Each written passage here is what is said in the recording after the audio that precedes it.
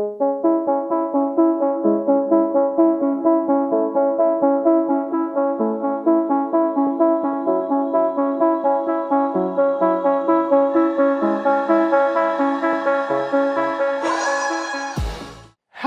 to the Blackout podcast where I get to talk to amazing people who do amazing things. And today, this one is like a year now, really. I've been trying to I know. I've been trying to make this happen for a year, but you've been so busy. My friend, the founder of Media, you're behind the power table, you do all these cool things in the city. So, Courage Olatunde, thanks for coming to the podcast today. Thank you, Israel, for having me. I know it's been like a year. No, it's not a year. It is. No, it looks like a year, but I'm gonna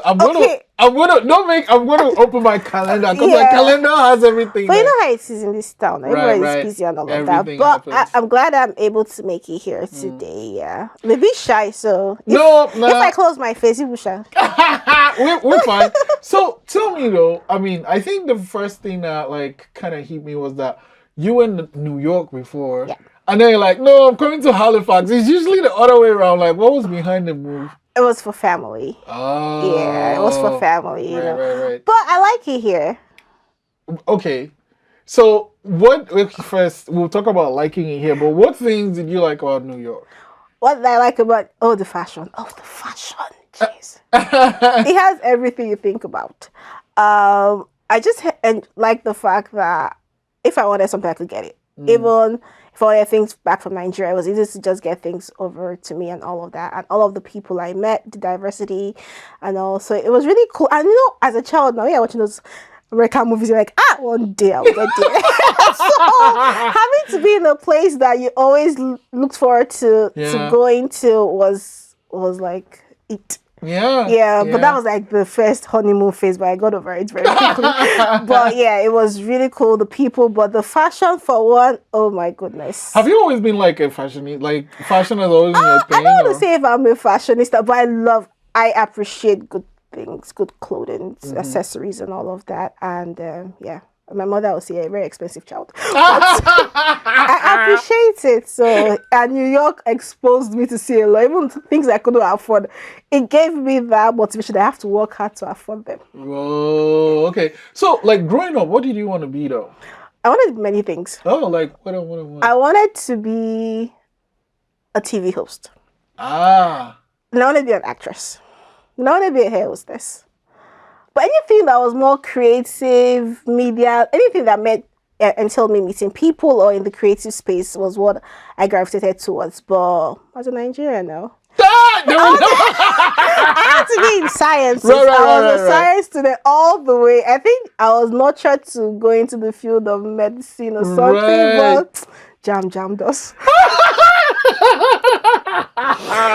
But I'm grateful. Okay, so for context, JAM is this exam you have to take to go to the university. Like GMAT and GRE. Exactly. Right. And you have to score like a certain amount. A certain amount, yes. Yeah. It was. But the thing is, JAM. I don't think JAM should be ruled out because even those that are very intelligent don't even scale through JAM. It's crazy. I think it's just everything packed together. The stress. And then it's like you just finished all these 6 years of school, and then they just pack all these things into like one day, and like it's just crazy. Yeah, it's crazy. But I was always drawn to things of art or giving back or just things that didn't require being in the chemistry lab or physics or something. But high school, I had to go through the sciences. And I think I'm glad I had all of those experiences because there was something in front that maybe God had orchestrated, but I didn't know. But all I wanted to do was either act a movie or even at the point I was thinking of singing. Singing? I swear. like R&B or rapping? R&B, no. Yeah, like all those. It was cool. It didn't entail a lot of reading. No, you just it just show came up naturally. And do the thing, my mother is like, you better go to school. Yeah. So like, what did you end up doing in university? Oh, many things. So, I ended up studying guidance and counseling. So I'm a counselor by default. Then I studied computer science. You have too much time on your hand, though. Like that's too very. Yes, I was taking both courses simultaneously. So I was taking computer science in LASU. and guidance and counseling and UI. Because then strike. So it wasn't so I wasn't so sure if I had a future. Right. You So just I had to kind of apply to another school and get that admission. And I felt, why leave computer science? Like, let me see if and I was able to kind of manage both and finish both degrees. You're talking. That's a lot. First off, they're in different cities.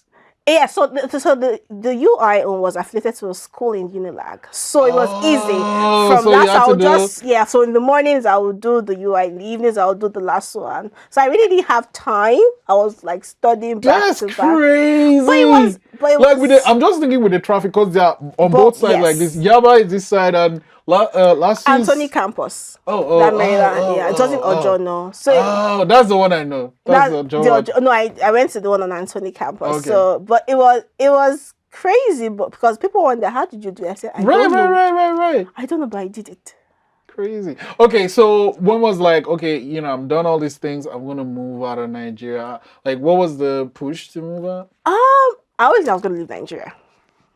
I didn't know when, because it also entails money too. Yeah. But it was, I started working, I'd finished school, I was working, and my brother had moved, and it was like, it's time for you to move. I'm like, let's go. Yeah, so it came at the right time. Right. And then I had this business. I was operating like a restaurant, but it failed. So that was a good time to run away from back home. Because it's like, no, I'm done with this. I'm done. If the business didn't fail, what next? So leave Nigeria. So that was when I left. And so the phase of Nigeria ended in 2016. And I just started. New York. Anyway, so let's talk about Power Table. What is it, and why did you decide to start it? So prior to Power Table, we had Revamp. Okay. The year before, that was in November of last year, and it was that idea came because I just needed. So as an immigrant, it's tough, and trying to get into corporate is tougher. But because I had been in New York, I had experience living in North America. I kind of knew what I needed. Canada is different from the United States by far, but I had a mentor that told me, if you're trying to get corporate, this is how you have to look the part, speak the part on all of those things. And that's what helped me getting a job here. So Revamp came out the idea of how can we help people instill that confidence, reinvent themselves for what they're trying to aspire to become. And because I do photography, so that branding part also comes with that as well. So we had that event, we had a good panel that told them how to navigate in the community and all of those things. And it was good, but Revamp was for everybody. Then March came, because every March I kind of highlight women that are doing stuff in the community through photography. I don't want you to just be photographer. Where can we just have a dinner? Brings people that have done great things in the community, let them come talk to other women, because I know it's hard for women to, mostly if you're a mother and all, it's hard, where we all look good and all of those things. So that's how the Power Table came. And the name, I don't even know the name. I don't know how it came up, but it was something that would make a woman feel powerful, confident, and just that day is for yourself. Come and feel pampered and come and hear from other women. It's a safe space and all. That's how it came about. I didn't have to think too much about it. Nice. So there's going to be more of those happening? Oh, there's Revamp happening in November at Lighthouse this year again.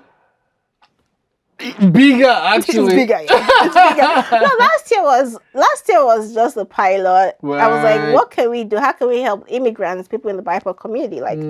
How can we encourage them and position them for what they're aspiring to become in the following year? Because that's why I always have it at the end of the year. It was good. It was a tribe, informal style. But people started asking, when is the Revamp Part 2? I'm like, okay. So, and I know that collaboration is good. So we're trying to make it bigger because I know there are more immigrants that have come in the last year as well. Yes. And there are no jobs. People are trying to kind of navigate. So how can we position them? How can we encourage them that don't give up? Just keep pushing. Keep gaining all of the knowledge, continue to remain confident that that goal you're trying to attain you're gonna attain it. So we're having it this year. So yeah. Okay. Do you have a date yet? Yeah, November 15th. Rehearsal, head first, November 15th. Oh, Okay. that's dramatic. Oh, yeah. Just came out.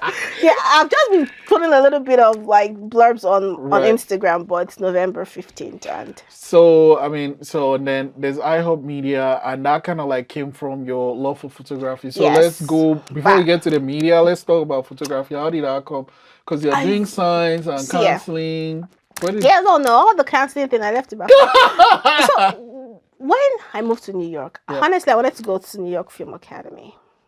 Ah. Yes, I just had this love for like creativity, but back to the family thing. Like, you want to be a photographer? I'm like, okay, maybe.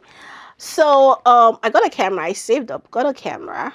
I started taking courses, and then I got enrolled to the New York Institute of Photography. Oh, nice. Oh, I saved for that course. They didn't really see like the potential in art and all of those things. Right. So I took the course. I got my little Nikon 3400 then. Started taking pictures. And prior to that, it was my mom's 70th.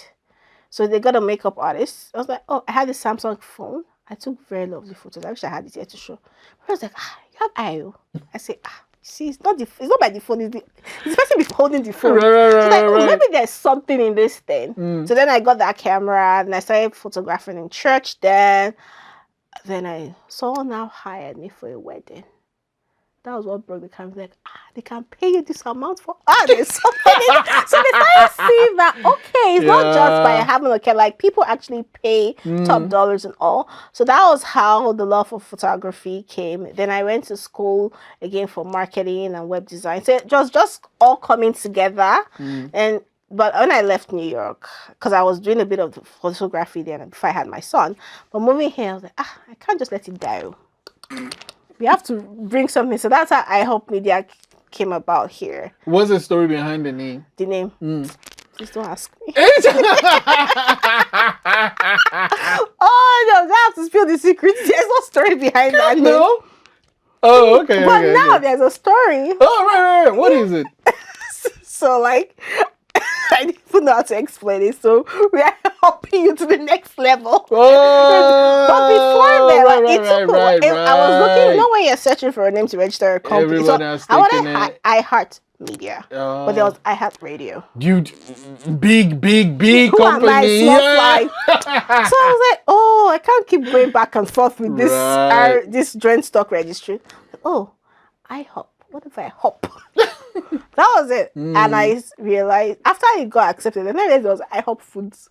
So now I tell people it's I-hop. Right. Don't mix it up and all. International House of Pancakes. Yes. I think I just wanted to get over it. I didn't even think of that, but yeah. I wanted to get over the whole name thing and just start the business. So I thought hop. What was the process for actually starting your business here? Just to register. I researched a lot and I saw you could register online because then they're like, you need to get a lawyer. I'm like, lawyer. What's it? I would figure it out. Yeah. And when I saw that I could do it online and all of those things, I'm like, wow, $60-something just for the name search, $60-something to register for a sole proprietorship. That's fine. So I did it myself. And I tell people you can do it yourself if you have the time. If you don't have the time, pay somebody. Yeah, I'm too lazy. I'm too lazy. So, what does your business do? So, we just empower people and businesses, entrepreneurs using digital media. So we support them with content, strategy, marketing strategy. Just see how we can promote them and help them using the tech media, digital media, because it's so saturated now. So everyone feels it's just by having Instagram and you can do it, but it goes beyond that. There has to be a strategy behind it and all of those things so that your content resonates, like who's your target audience and all of those things. So we sit down, I sit down, do the work, do the research, but I also have a team of people that kind of also do other parts for me as well, because I realize I'm not going to kill myself. So everyone has their strength. Yeah, but I just do the strategy and all of that, and I like to do the photos. But any other thing? So, but like, Power Table is part of iHelp? Or? Yes, it's just one of the projects for I consider them Power Table revamp their iHelp projects. Right. Are there other projects there? No, it's just revamp a Power Table. You're Nothing like, more. no, I'm not putting too many it's things. a lot. There's so the overall goal is to empower as many people as I can in the community, but it's just still me. So, and there are other things I do as well. I can't do too many things, else I wouldn't do it well. Actually, that's the thing, because you're a wife, you're a mom, you're an entrepreneur, you have all these things going. You run workshops too. Like, how do you now balance all those things? And especially when it comes to time, I don't sleep. No, I don't sleep. They say like ideally you should sleep 8 hours. Maybe I sleep like 6 hours. But even when I'm sleeping, I'm thinking. My brain is working. So I'm sleep deprived. Just to get some certain things done. Then now I've learned to delegate. I have some trusted hands as well that I can leave things to do. Yeah, and I also have a very supportive husband because I can't do it alone. It's my son now. How old is he now? He's 4. Oh, nice. That's the thing. You talked about delegating. How do you know when, like, okay, this thing I can delegate it, but also how do you choose the people that you delegate it to? I didn't choose. So I would say God brought them my way. We started working together, and they're doing a good job. So for me, it's more of relationship building first over money. And they saw potential in iHelp. I saw potential in what they do. I have the platform, the foundation, and everything. And they were working, not asking for a dime. I'm like, oh, I think people like this in this life. Because being Nigerian, like, money is always the first thing that comes. No, I'm just talking. I lived in Nigeria for a while. So if you want to engage in any business, they tell you the price before they even tell you what they will do. But these persons, they're like willing to go out of their way. So I realized, okay, these are the people I want on board. They've served. So when we even started earning as iHelp Media, I'm like, I want to carry all of this. And I told them, now is your time to start reaping the dividends. Because when there was no money, when we were scraping the grounds, you were there with me. And I said, as long as you keep doing good work, I would never take this job away from you. So, yeah, so it was more relationship. And I realized that even people in Halifax, they're more relationship-centric. It's not more. I know there's people have bills to pay, and it takes common sense for you to know when to start paying them. Because I'm sure there might be people that will just keep doing pro bono, like, oh, we don't have money. But I tell people I wouldn't do what I don't want others to do to me, because God will punish me. So I can agree with that. Yes. So when there's money, I'm very transparent. Like, we are going to do this gig. There's no money, see it. But when there's money involved, like, everybody gets your paycheck and. Even if I have to take a very small percent, but they are younger people. I have to encourage them to keep doing the work. Wow. Yeah. And you made them from like all these networking events and stuff? Networking events and friends introduced me like, oh, you need to meet this person. Like, this person is really good. I'm like, okay. One thing that just came to mind, it's like, because, you do the power table, you do a revamp, you do all these things. Like, are there any tips you can share when it comes to networking? Like, so it's like, oh, someone invited you to these networking events. What should I do? Or like, how should I prepare myself when I'm... Oh, sure. First of all, I never liked networking because I'm shy, but I'm a talkative. So, but my job entails networking. So I had to figure out what works best for me. So before I attend an event, I kind of scan through who I'm going to meet there. So that I do a quick search on them and know how I can start my conversations. Yeah. Then, my secret is making sure I look the best. Because the moment I get a compliment, it breaks the ice. I start to talk. So, and I was just telling someone on Thursday that I say my networking secret is making sure I look the best in the room. So I'm like, oh, you look nice. I'm like, oh yeah. And that's how the conversation starts. But prior to that, I've done the research about the event, the people that might likely be there, so that I have something to say if it's relating to what they do or the jobs that they do or the businesses, so that they know I'm kind of interested. Because networking is more like it's a learning relationship. You're learning from them. I'm not trying to sell anything. Even if maybe at the end you say, oh, this is what I do, and you pass the card. But the first thought is, what can I learn from this person? I want to learn about this person the same way they want to learn about this. So I have to know who I am, what I do, and be confident, and also know what they do, so that that conversation can be smooth. Yeah. I'm like, oh, we have to do this again. Especially now that it's winter, everyone is going inside. Yeah. Oh my god. So Okay. So when it comes to your events, what ways do you prepare for them? Like the revamp thing, how do you prep for it? I've been prepping since last November. Even because I know, like, there are other things in my life. So Right. after the last revamp, I call them my there's a word I call them. They're not consultants, not associates. There's a word I gave to like a bunch of friends. Like, I'm like, I need everyone's feedback. What did we do well? What didn't we do well? And when they gave that feedback, I started preparing, like, month by month. What am I doing? Who do I want to partner with this year? Where do I want to have it? Like, but active preparation started in August when I reached out to Lighthouse and secured the spots. I'm talking to a couple of businesses now. So I have a plan. I have templates for emails, and I schedule things. Wow.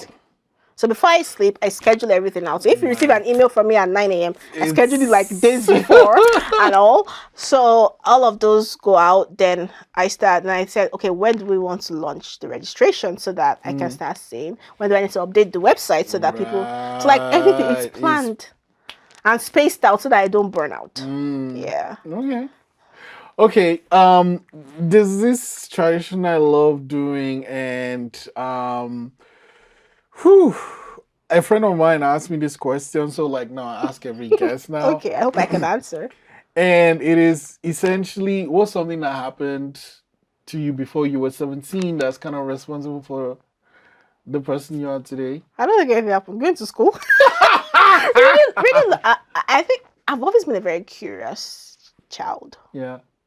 So curiosity is something I know that has brought me to where I am today. Because I know before, like, even in my early teens, we had medical books in the house. I was already reading medical stuff. So I knew stuff that adults were supposed to be knowing. So I've always been curious to know. And just even thinking back, I'm always curious. So I'm never afraid to ask. Right. I would ask the question, even if it sounds dumb, I really don't care. Just give me an answer. So I would say curiosity and that confidence to ask has always been something that has been a part of me prior to being an adult. Sweet. And now I still ask. Nice. Yeah, so. Okay. You've made me, you brought magic into the studio by coming in. So I'm going to send you away with gift. magic. So wait. I hope this was a math quiz. No math quiz. Here, write any number you want between 1 and 60. Do not show me though, but point it to any of the cameras. And I don't hide it so I don't see it. Okay. Exactly. But the number is gonna be on one. It can be on one of these cards, but it can be on more than one of these cards. But I need you to walk me through it, and then we can pick it out together. So you have your number. Have you showed the camera yet? I'll show you this one. Okay. All right. Okay. Okay. And then you can put it down. All right. So is your number in here? It's here. Okay, that's not good. I hate it when it's in the first one, but here is it. Yeah. Okay. So your number is in these 3 cards. It's not in this one, right? Yeah. Yeah. Is your number 7? Yes. There you go. Yes, because I think I practically showed it. No, I didn't see it. I didn't see it. Really? No, I didn't see Okay. it. Well, courage. Like, I think is in your name. Like, your parents named you properly because, like, you're courageous, and because it takes courage to go out and put yourself out and to try all these things that you're doing. So, thank you for sharing all the awesome things you're doing, and thanks for you. coming to the podcast today. Thank you for having me.